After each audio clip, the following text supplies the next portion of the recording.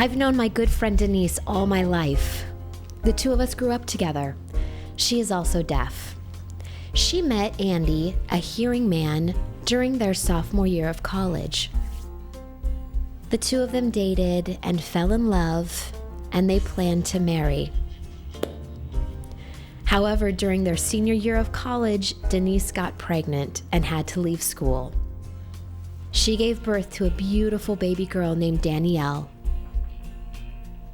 Andy continued with school and eventually graduated, and the two of them married. Throughout their relationship, Denise maintained a close network within the deaf community. The two of us joined many activities, clubs, and organizations together, and Denise was extremely popular. Andy was always very proud and supportive of Denise's accomplishments. Over the years, however, he became increasingly jealous when Denise would not focus all her time and attention onto him. He would often yell at her and accused her of flirting with other deaf men. He would later apologize and give her gifts and flowers and try to justify his behavior by explaining, "It's only because I love you so much." Because Andy is hearing, he would claim Denise always made him feel left out when she would socialize with her deaf friends. Denise tried to understand and began spending less time within the deaf community. Eventually, Andy's verbal assaults led to physical abuse. Denise was very confused.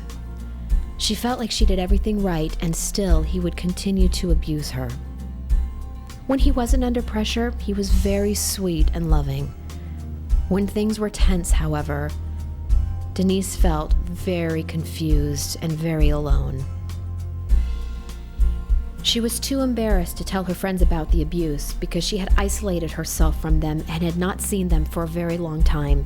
She decided to talk to her mom. Her mom is hearing and does not know much sign language. As a result of the lack of communication, Denise's mom is unable to help.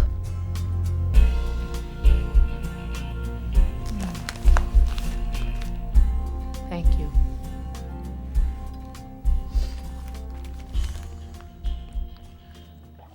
Ma.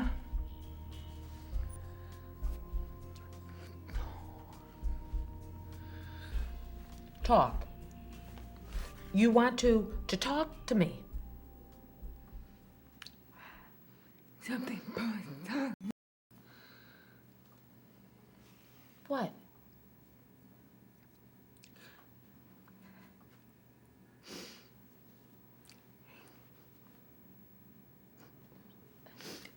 What?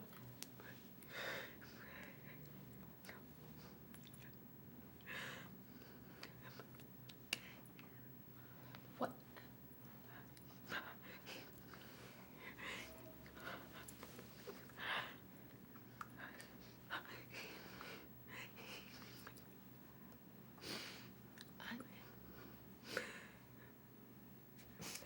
Andy? Andy? Dinner. Dinner.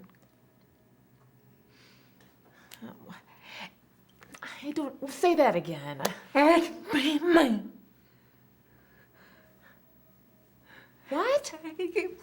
Me.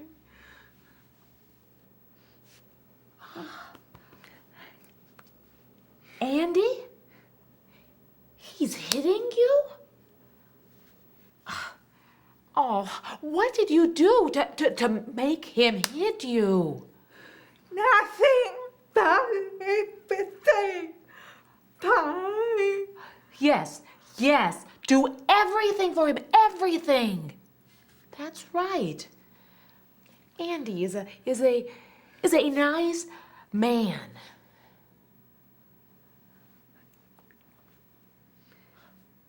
Leave, leave, leave. No, no, you can't. Andy has a good job and is doing a good job supporting you and Danny. Oh, honey, remember you didn't finish school.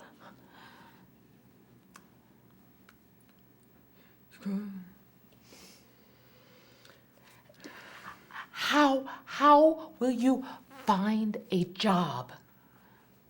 You don't have a degree. Oh, honey, remember one job you tried to apply for?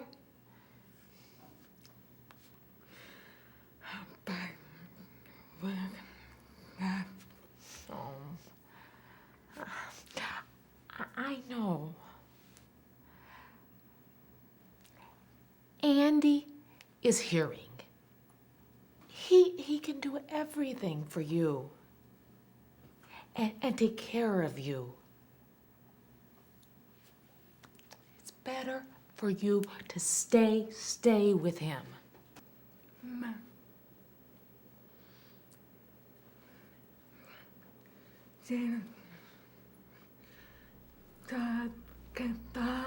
Dad, I think you're finished.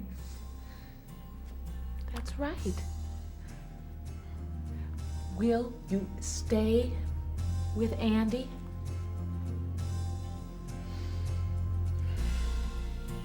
Oh. Just try your best. Your best to do everything for Andy. Then everything will be fine.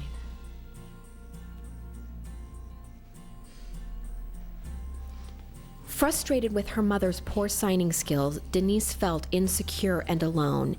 Andy continued to control and abuse her.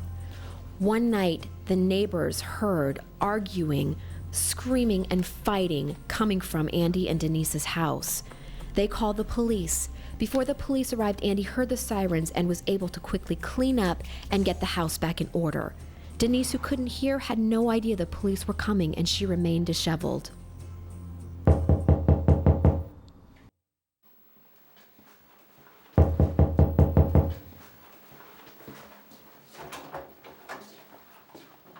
We got a report that there's been a lot of yelling and fighting. What's going on here? Oh, well, nothing's going on. I was just trying to make some dinner for my wife and my daughter, and then, well, my wife started yelling at me because I forgot to turn off the oven, and then my daughter started screaming because she heard my wife. All right. Can we come in? Sure.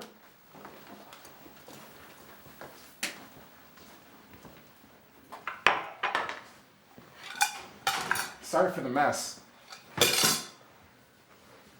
We're going to need a statement from both you and your wife. Why don't you and Officer Smith go into another room and I'll speak with your wife in the living room. Well, my wife is deaf and can't speak. I don't know why she got so upset. She just went crazy, and to be honest, it scared me a little bit.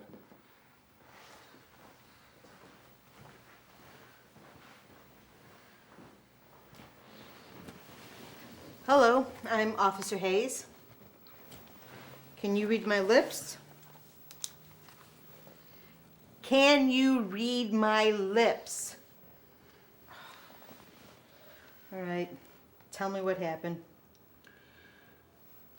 What happened?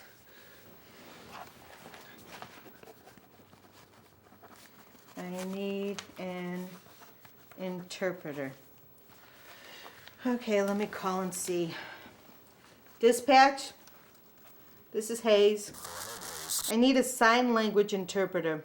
Sign language. That's right, sign language. Address. 1401 Sawyer. Copy. Stand by. Roger, Hayes. It'll be about 2 hours. 2 hours? Are you kidding me? 2 hours, Hayes. I can't wait around here for 2 hours. 2 hours. Oh, God. All right, forget it. Dispatch said they will send an interpreter, but it will take 2 hours before an interpreter arrives. Interpreter. 2 hours.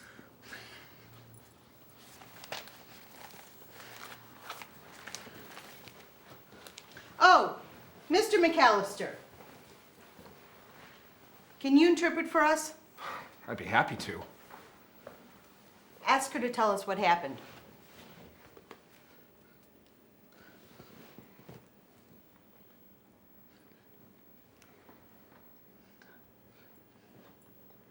She said that Andy was cooking dinner for me and my daughter, and he forgot to turn off the oven. Well, that's an honest mistake. But are you sure you should be screaming like that? You scared your neighbors and your husband and daughter. Did anything else happen?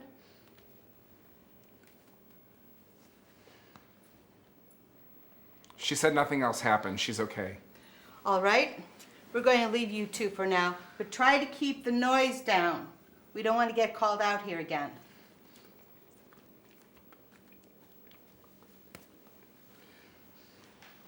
Thank you.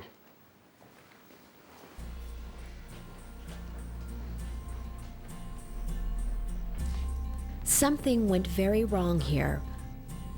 Under the Americans with Disabilities Act, also known as the ADA, service providers are required to provide impartial, accurate, and effective communication. The ADA is a federal law. If a service provider fails to provide this type of communication, they are in violation of the law. Not providing an interpreter and using Andy to interpret violates the impartial, effective, and accurate requirement under the ADA. Additionally, if a service provider is required to provide communication using a friend or family member to interpret critical information, again violates the ADA. Let's look at a more appropriate way this situation should have been handled. 2-hour wait for an interpreter.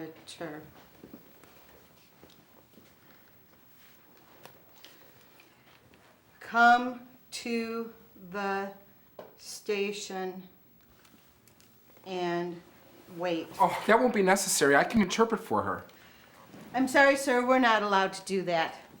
Your wife can wait with us down at the station and we'll drive her home when she's done.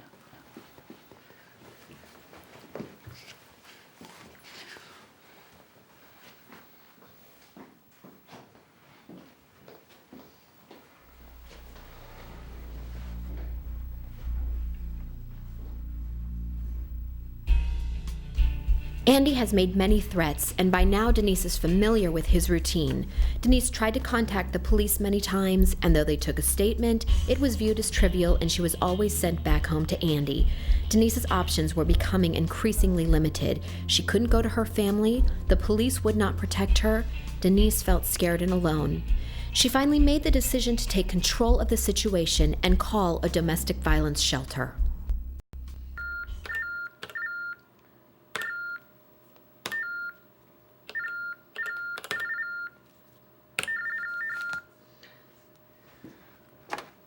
Good morning, House of...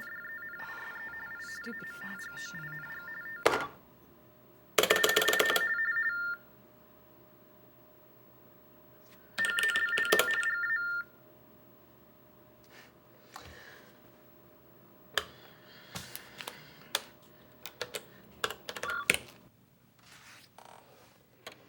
Hello, this is relay operator number 7723. Go ahead.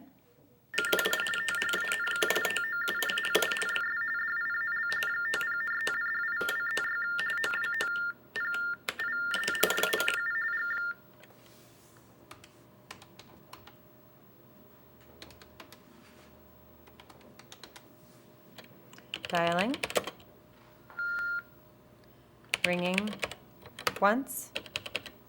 Good morning, House of Good Hope. This is Marlene. This is relay operator number 7723 with a relay call. Have you used relay before? A what? A relay? I don't know what that is. I don't have time for this. It is very important your program have a TTY. If you already have one, that's great. Please make sure you know how to use it. When deaf people see a TTY number listed, they know that business is deaf-friendly. When a business is deaf-friendly, deaf people in abusive relationships are more likely to reach out for help. If you don't have a TTY, become familiar with the relay service. The relay service acts as a phone interpreter for deaf callers. Let's watch now as Denise successfully contacts House of Good Hope. Good afternoon, House of Good Hope. This is Marlene. This is relay operator number 7723 with a relay call. Have you used relay before? Used what? Relay? What does that mean? Relay works as a phone interpreter. There is a deaf person on the other end of the line trying to call you. In order to make a call to you, they have to use a relay service. So there's a deaf person trying to call me. Yes. I will type exactly what you are saying, and when you are done speaking, you will say, "Go ahead." This tells the deaf person that it is their turn to talk. The deaf person will then type to me using their TTY, and I will tell you exactly what they are saying. When the conversation is over, you will say SK, which means stop keying. This means you are going to hang up. So please speak clearly and slowly. Can you repeat your greeting? Okay. Good afternoon, House of Good Hope. This is Marlene. Go ahead.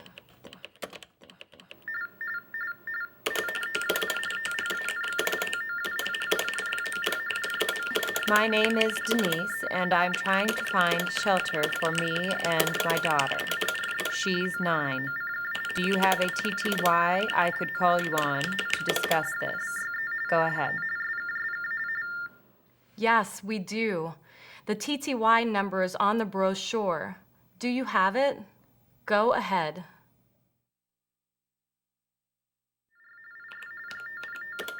Yes, I do.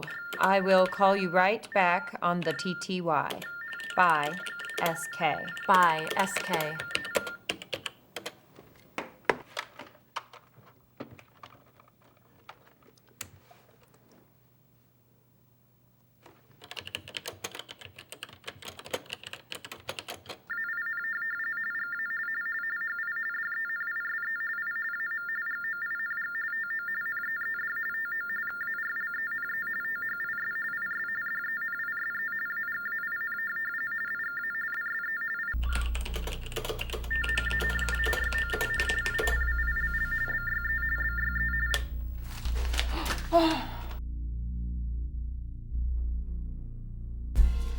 Because Marlene had learned to properly use the relay service and the TTY, she would have been able to help Denise seek shelter from Andy.